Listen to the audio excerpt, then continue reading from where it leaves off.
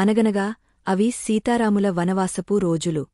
సీతమ్మవారొకరోజు చెరువులో జలకాలు ఆడుతున్నదట. స్నానం కానిచ్చి ఒడ్డుకి వచ్చి పర్ణశాలకి దారితీస్తుండగా దార్లో ఓ ముల్లు ఆవిడ కాల్లో గుచ్చుకుందట. బహుసుకుమారి కళ్లంట జివున నీళ్లు చిప్పిల్లాయి. అల్లంత దూరాన ఉన్న రాములవారిని స్వామీ అని పిలిచి పక్కనే ఉన్న రాయిమీద కూర్చుండిపోయిందట. పరుగున వచ్చిన రాములవారు ఎర్రగా కందిపోయిన అమ్మవారి మొహాన్ని చూసి కంగారు పడ్డారట. ఇంకొకింత ఎర్రగా కందిన అరికాలిని చూసి బెంబేలు చెందారట. ఎలాగో తంటాలు పడి నెమ్మదిగా ఆ ముల్లును బయటకు లాగి సీత మొహం వైపు చూశారట. ముల్లు దిగినదానికంటే పైకి లాగిన బాధ ఎక్కువగా ఉందేమో. జలజలా నీటి బొట్లు ఎర్రటి చెక్కిళ్లమీద జారిపోతుండగా వచ్చేసిందా అన్నట్టు చూస్తోందట ఆయనవైపు.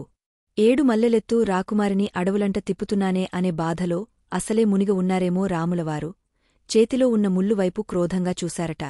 అది చూపా? అనల బాణమా? అనలము అగ్ని. ముల్లు భగ్గున మండి బూడిదైపోయిందట. ఇదంతా చూస్తున్న సీతమ్మవారు అయ్యో, ఏలే దొరలే కినుక చూపితే ఇంక దిక్కెవరు ప్రాణులకు? మండుట అగ్ని లక్షణం, అలాగే గుచ్చుట ముల్లు లక్షణం. ఇంత పెద్ద శిక్షా ప్రభూ అని వాపోయిందట. మహాత్ముల కోపం తాటాకు మంట కదు. చప్పున చల్లారిన రామయ్య నొచ్చుకున్నాడు.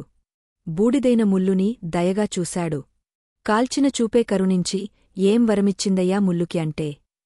మరుజన్మలో వెదురై పుట్టి కృష్ణుడి చేతిలో పిల్లనగ్రోవి అయిందట. సంతోషంతో మధురంగా మ్రోగిందిట పిల్లనగ్రోవి.